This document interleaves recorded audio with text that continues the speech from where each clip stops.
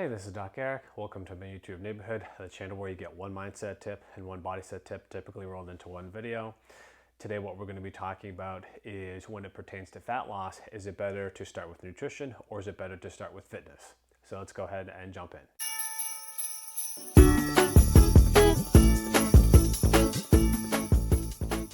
Depending upon who you talk to, some people will say nutrition is definitely the answer when it comes to fat loss, while other people will say, hey, you definitely have to hop into the gym, nutrition comes second. And I think the answer is probably somewhere in between, which is not going to surprise too many of you because typically a blend is going to be better than one versus the other, but let's go ahead and talk about the merits of each. So if we look at fitness as a form of fat loss, especially if you are a new lifter or somebody who's new to training, you're typically going to see better results than somebody who's been lifting for longer periods of time. And this has been proven across many different platforms and many different research studies. New lifters always show better strength gains and better fat loss gains than an experienced lifter just because of the neuromuscular adaptation of the body. The body simply learns. It simply learns how to allocate calories. It learns how to expend calories.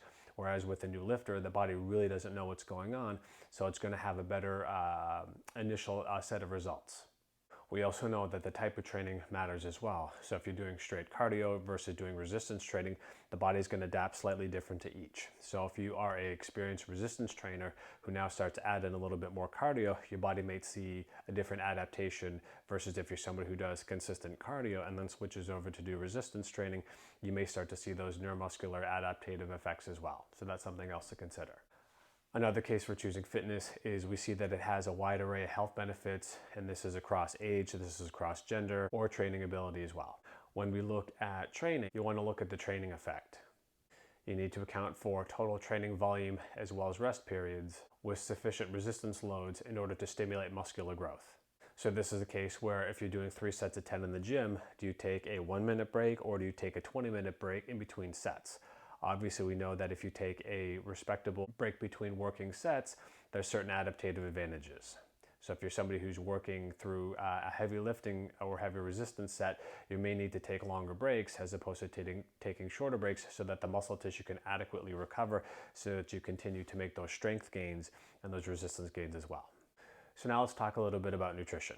So when we talk to the average, Joe Schmo on the street, they typically don't have too much of a clue in terms of overall nutrition. These are the people that typically eat whatever they want, whenever they want, whatever quantity they want. These are people that typically don't pay attention to an average daily intake of protein.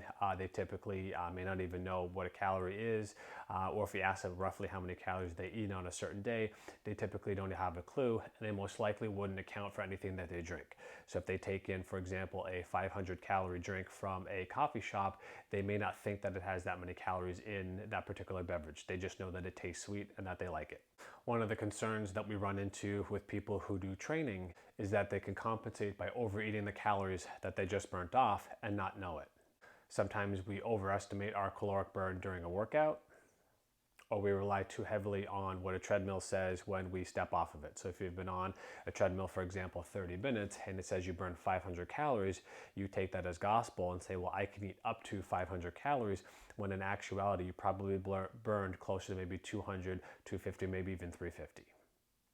So those are always estimated numbers, and you always want to acknowledge how much those calories say, and typically you want to eat a percentage less. I typically, to make the math easy, is I'll do half of what I see.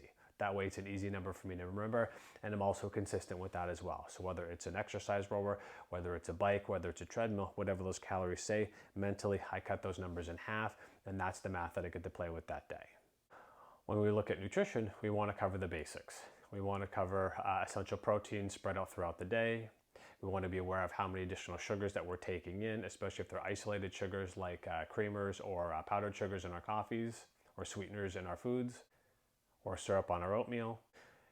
You want to monitor how much water that you're taking in on a daily basis. Most of us tend, for example, not to drink enough water, and then we mistake a thirst cue for a hunger cue, and then we're reaching back to the fridge, and we still find that we're not satisfied. But if, for example, you were to have a glass or two of water, you may find that hunger signal starts to drop down a little bit. So, circling back to the original question of, in order to burn off fat, do you want to start with nutrition only, or do you want to start off with resistance training and fitness training only? The answer truly is somewhere in the middle. The reason why is if you're somebody who takes a look at nutrition, you can say, well, what are my daily numbers? What do I need to hit? What are my goals? What are my fats, my proteins, and my carb goals? And when you pair that with a resistance training, what that's going to do is that's going to help to preserve your lean muscle mass. So somebody who, for example, just diets down, yes, they'll lose some body fat, but they may also start to lose some muscle as well. So you want to make sure that you take a little bit from column A. From nutrition, you want to take a little bit from column B, which is fitness, and then you also want to track your goals. Now, this is kind of a bit of a side tangent, so just bear with me for a second. What you want to do is you want to take progress photos and you want to acknowledge the weight on the scale, but don't live and die by the weight on the scale. Because we also know too that when you start to do resistance training and you're adding muscle mass, muscle still does add weight. So if you see the scale go up a pound or two, but your body composition is looking pretty good, that's not really a bad thing, right? So don't be afraid to see the scale go up as your body composition improves, because what that means is your body's converting a readily available body fat into muscle protein, which then starts to develop those big healthy muscles, which helps with your overall goals.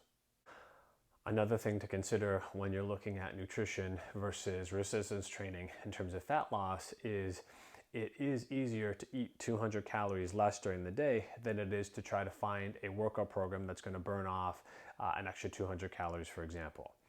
You may find that in order to burn off 200 calories, you have to work out for 45 minutes to an hour or do some sort of high intensity interval training. And while that can be fun, that's also taking time out of your day from things that you may rather be doing. So if you're tasked with the option of, do I work out this extra 45 minutes to an hour, or do I just simply eat less calories and then free up that extra time during my day, that's something to consider as well. And this is particularly true when people do a lot of traveling or holidays, or they're in an environment that's not their home environment. That person might really want to make it to the gym, but they know that that's not going to be an option, or maybe the weather is inclement and you can't get outside to do your thing, or maybe your gym is closed that day. So that's something else to consider as well. So there we have it. We talked about the differences and the similarities between, should I go through nutrition? Should I go through fitness in terms of trying to hit my fat loss goals? The answer truly is somewhere in the middle. So don't forget to comment down below. Let me know some of the things that you're doing to rein it in with your nutrition as well as your fitness goals. And also don't forget to rate, review, subscribe. We love doing videos like this. It helps me answer questions that I get from you guys in my office, as well as direct messaging. And of course, until next time, stay healthy.